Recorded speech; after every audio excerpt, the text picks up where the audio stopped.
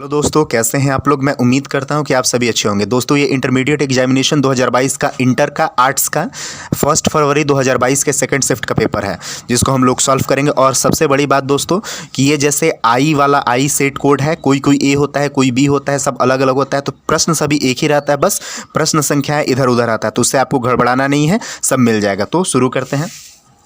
हमारा यहाँ पर पहला प्रश्न है, गजानन माधव मुक्तिबोध ने किस विश्वविद्यालय से एमए उत्तीर्ण किया है? तो ऑप्शन नंबर ए हो जाएगा नागपुर विश्वविद्यालय से। अगला प्रश्न है हमारा, कामायनी एक पुनर्विचार किसकी रचना है? तो ऑप्शन नंबर बी हो जाएगा गजानन माधव मुक्तिबोध का है।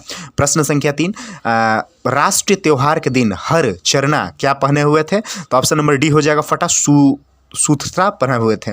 प्रश्न संख्या 4, निम्न में से कौन कविता संकलन विनोद कुमार शुक्ल का है? तो ऑप्शन नंबर ए हो जाएगा, यह आदमी नया गरम कोट पहनकर चला गया विचार की तरफ। यहाँ पे हमारा प्रश्न संख्या 5 है, एक तार लोहे से लंबा लकड़ी के दो खंभों पर तना बंधा हुआ बाहर, यह पंक्ति किस शीर्षक का कविता का उद्गम है? तो ऑप्शन नंबर सी हो जाएगा प्यारे नन्हे बेटे का। प्रश्न संख्या 6, प्यारे नन्हे बेटे के शीर्षक कविता किस कविता संकलन से संकलित है? तो ऑप्शन नंबर डी हो जाएगा, वह आदमी नया गर्म कोट पहनकर चला गया। प्रश्न संख्या 7, अशोक वाजपेयी का जन्म कहाँ हुआ था?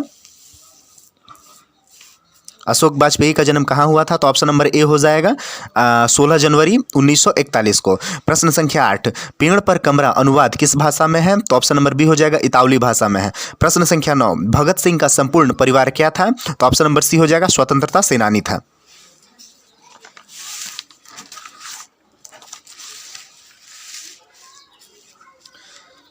यहाँ पे प्रश्न संख्या 10 हो जाएगा, आत्महत्या एक घृणित अपराध है, यह पूर्णतः कायरता का कार्य है, यह किसका कथन है? तो ऑप्शन नंबर डी हो जाएगा, यह भगत सिंह का कथन है।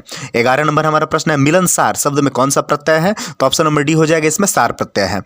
प्रश्न संख्या हमारा 12 है, निर्भय शब्द में उपसर्ग मतलब क्या है? निर्भय शब्द में उपसर्ग क्या है? तो ऑप्शन नंबर ए हो जाएगा नीर उपशब्द है, नीर उपसर्ग है। प्रश्न संख्या 13, निम्न में सार्वनामिक विशेषण के उदाहरण कौन है? तो ऑप्शन नंबर बी हो जाएगा कोई आदमी मतलब सर्वनामिक विशेषण के उदाहरण है। प्रश्न संख्या 14, वह घर से बाहर आया किस कारक का उदाहरण है? तो ऑप्शन नंबर सी अपादान कारक का उदाहरण है, वह घर से बाहर आया। दोस्तों, मैं फिर से आप लोग को रिपीट कर देता हूं कि सारे के सारे क्वेश्चन आप लोग को मिलेंगे। बस क्वेश्चन का जैसे मतलब किसी का मतलब सेट, जैसे आई मेरा सेट है, सेट अंतर होने के कारण क्वेश्चन संख्या मतलब ऊपर नीचे हो सकता है, सभी क्वेश्चन एक ही रहते हैं। हमारा प्रश्न संख्या 15 हो जाएगा, सोना धातु कौन सा लिंग है? तो ऑप्शन नंबर डी पुल्लिंग है। 16 नंबर, तोता शब्द कौन संज्ञा है? तो ऑप्शन नंबर ए जातिवाचक संज्ञा है। 17 नंबर हमारा प्रश्न हो जाएगा, सत्याग्रह शब्द का संधि विच्छेद क्या होगा? तो ऑप्शन नंबर बी हो जाएगा सत्यधन आग्रह। ये ऑप्शन नंबर ए नहीं, जिस पे काटा गया है वो नहीं करना है, जिस पे हम मतलब टिक किए हैं वही करना है, सत्यधन आग्रह। प्रश्न संख्या 18 हो जाएगा, घ का उच्चारण स्थल क्या है? घ का उच्चारण स्थल क्या है? तो ऑप्शन नंबर सी हो जाएगा कंठ।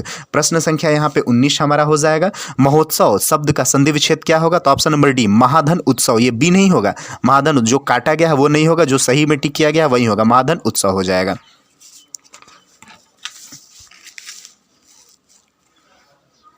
यहाँ पे प्रश्न संख्या 20 हो जाएगा, बात बनाना मुहावरे का अर्थ क्या हो जाएगा? तो ऑप्शन नंबर ए हो जाएगा बहाना करना। प्रश्न संख्या 21 हो जाएगा, 20 किलो चावल कौन विशेषण है? तो ऑप्शन नंबर बी हो जाएगा परिमाण बोधक विशेषण है। प्रश्न संख्या 22 हमारा हो जाएगा, राम सोता है कौन सा क्रिया है? तो ऑप्शन नंबर ए हो जाएगा सकर्मक क्रिया हो जाएगा। राम सोता है यह कौन सा क्रिया है? तो यह सकर्मक क्रिया हो जाएगा।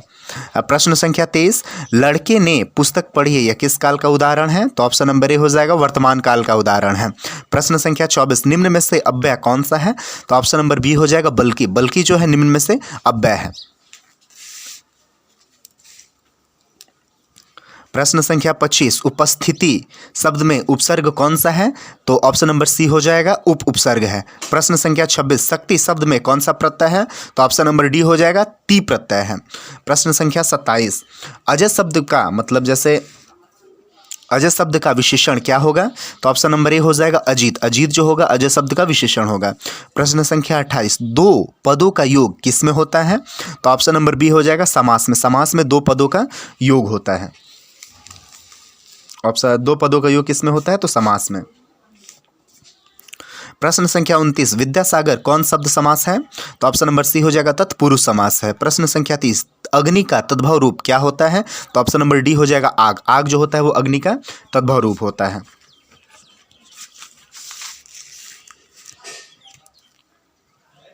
यहाँ पे हमारा प्रश्न संख्या 31 हो जाएगा। विमल बुद्धि हो तासुकी, यह गुण सरोनीधर, यह पंक्ति किस कविता के शीर्षक का है? तो ऑप्शन नंबर डी हो जाएगा छप्पा शीर्षक का है।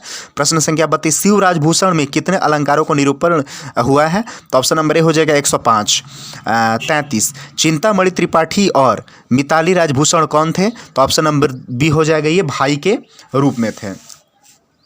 यहाँ पे हो जाएगा प्रश्न संख्या 34, तितली उपन्यास किसकी रचना है? तो ऑप्शन नंबर सी हो जाएगा जयशंकर प्रसाद की है। 35 नंबर प्रश्न है, जयशंकर प्रसाद के ज्येष्ठ भ्राता का क्या नाम था? तो शंभू रतन था। ऑप्शन नंबर डी शंभू रतन जयशंकर प्रसाद के ज्येष्ठ भ्राता का नाम था।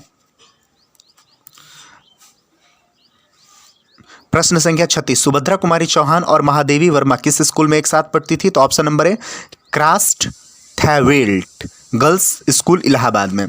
प्रश्न संख्या 37, गुलामी का नशा नामक नाटक के लेखक कौन है?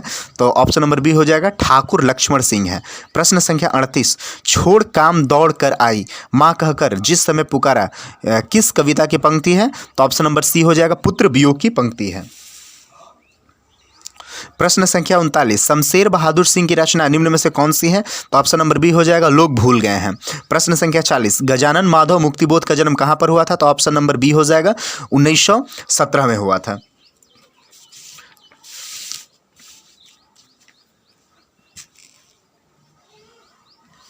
ये हमारा प्रश्न संख्या 41 हो जाएगा। सूर्योदय हुआ और कुहासा जाता रहा किस वाक्य का उदाहरण है?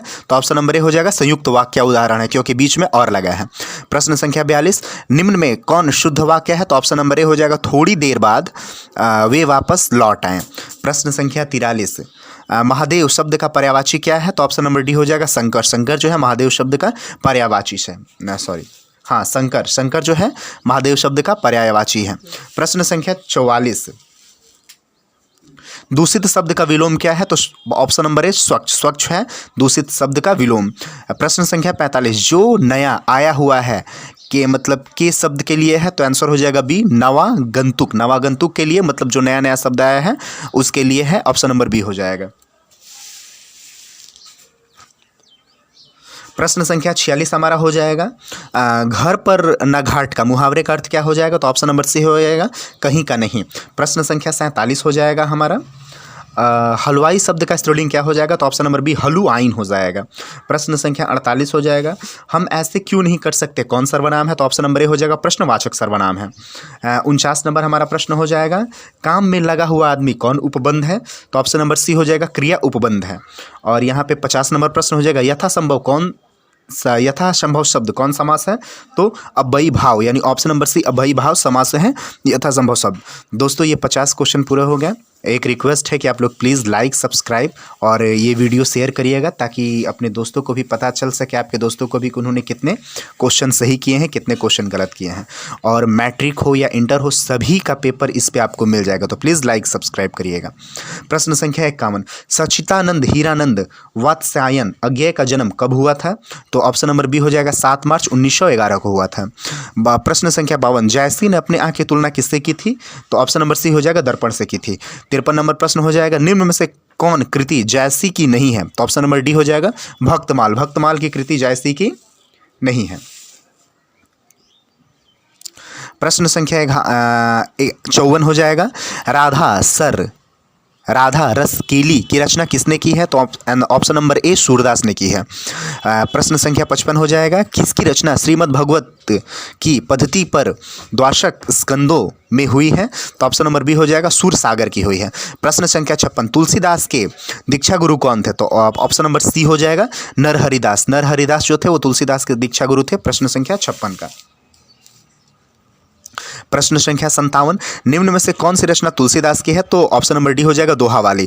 प्रश्न संख्या 58, ऑप्शन नंबर डी दोहा वाली। प्रश्न संख्या 58, हनुमान बाहुक रचना कितने छंदों की है? तो ऑप्शन नंबर ए हो जाएगा, ये बी नहीं होगा, ये काटा हुआ है। ऑप्शन नंबर ए हो जाएगा 44 की है। अगला प्रश्न है 59 नंबर, रामचरितमानस निम्न में से क्या है? तो यह महाकाव्य नहीं है दोस्तों, ये गीति काव्य है, ये गीति काव्य। महाकाव्य महाभारत है। प्रश्न संख्या 60, छप्पय के अनुसार सबके हित का वचन कौन कहता है? तो ऑप्शन नंबर सी हो जाएगा कबीर कहते हैं।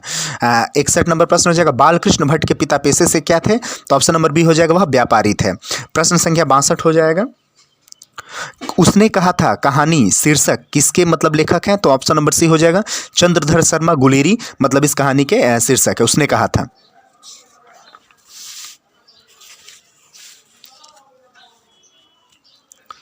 63 नंबर प्रश्न था, उसने कहा था कहानी में लहना सिंह कहाँ का रहने वाला था? तो ऑप्शन नंबर डी हो जाएगा मांझे का। 64 नंबर प्रश्न, लोकनायक के रूप में कौन प्रसिद्ध हुए? तो option number C Jayaprakash Narayan प्रसिद्ध हुए। 65 नंबर प्रश्न, 1974 में जयप्रकाश नारायण के किस आंदोलन का नेतृत्व किया था? तो ऑप्शन नंबर डी हो जाएगा छात्र आंदोलन का किया था। दोस्तों प्लीज़ लाइक सब्सक्राइब करिएगा, सबसे पहला वीडियो मैट्रिक का इंटर का इसी चैनल पर मिलेगा। प्रश्न संख्या 66, दल विहीन लोकतंत्र किस विचार की मुख्य राजनीति सिद्धांत है? तो ऑप्शन नंबर सी समन्वयवादी विचार का। 67 प्रश्न, रामधारी सिंह दिनकर के पिता का क्या नाम था? तो option number B Ravi Singh. अगला प्रश्न है हमारा, निम्न में रामधारी सिंह दिनकर की रचना कौन है? 68 नंबर प्रश्न, तो ऑप्शन नंबर सी उर्वशी है। सॉरी फिर से 65 नंबर प्रश्न, 1974 ईस्वी में जयप्रकाश नारायण ने किस आंदोलन का नेतृत्व किया था? तो ऑप्शन नंबर डी छात्र आंदोलन का।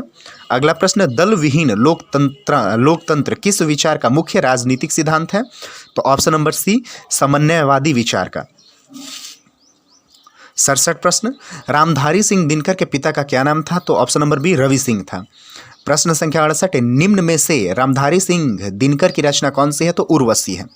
दोस्तों सारे प्रश्न आपको मिलेंगे, बस हो सकता है कोई, जैसे आई सेट है मेरा, तो कोई प्रश्न ऊपर नीचे हो सकता है, तो आप लोग मिला लीजिएगा, सब भी मिलेंगे। 69 नंबर क्वेश्चन, अर्धनारीश्वर शीर्षक पाठ में कौन स्वयं वृत्त बन गया और नारी को उसने कली मान ली? तो ऑप्शन नंबर डी पुरुष ने।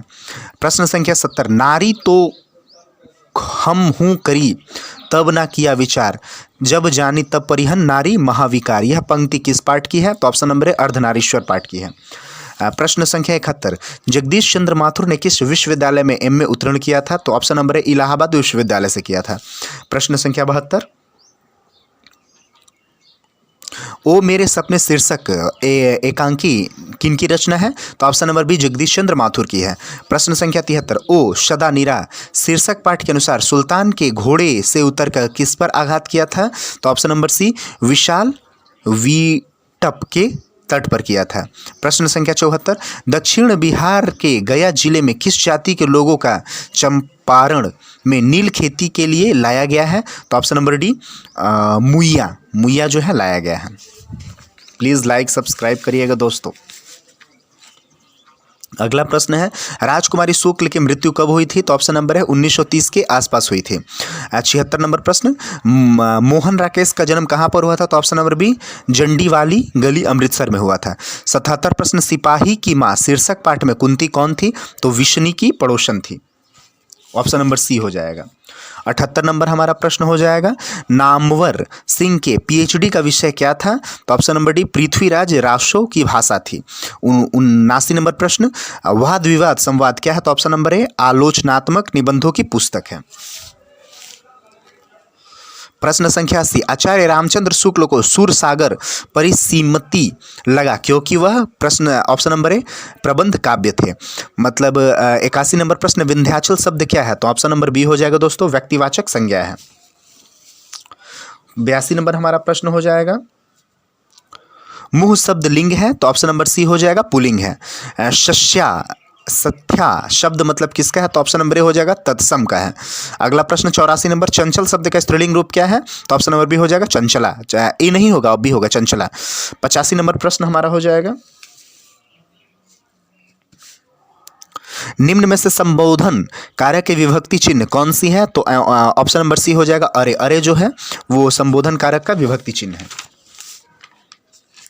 दोस्तों प्लीज लाइक सब्सक्राइब और शेयर करिएगा, बहुत मेहनत से बना है।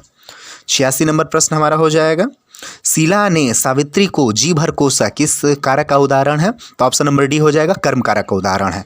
87 नंबर प्रश्न हो जाएगा, जब कोई शब्द वाक्य में पिरो दिए जाते हैं तो क्या कहलाते हैं? तो ऑप्शन नंबर बी हो जाएगा पद कहलाते हैं। 88 नंबर हमारा प्रश्न हो जाएगा, निम्न में द्रव्यवाचक संज्ञा कौन सा है? तो ऑप्शन नंबर सी हो जाएगा पानी। पानी जो है द्रव्यवाचक संज्ञा है। 89 हमारा प्रश्न है, हिंदी में कुल कितने सर्वनाम है? तो ऑप्शन नंबर डी हो जाएगा 11 सर्वनाम है। प्रश्न संख्या 9, वह कौन है जो सो रहा है किस सर्वनाम का उदाहरण है? तो प्रश्न ऑप्शन नंबर डी प्रश्नवाचक शब्द का उदाहरण है। प्रश्न संख्या 91, गांव का घर शीर्षक कविता के रचनाकार कौन है? तो ऑप्शन नंबर ए हो जाएगा ज्ञानेंद्र पति हैं। 52 नंबर प्रश्न हमारा हो जाएगा 1995 में परिवेश सम्मान किसे प्राप्त हुआ था? तो ऑप्शन नंबर डी हो जाएगा ओम प्रकाश वाल्मीकि को प्राप्त हुआ था। प्रश्न संख्या 93, जूठन शीर्षक पाठ में किसने झाड़ू छीनकर दूर फेंक दी थी? तो ऑप्शन नंबर ए हो जाएगा लेखक के पिताजी ने फेंक दी थी। 94 प्रश्न हो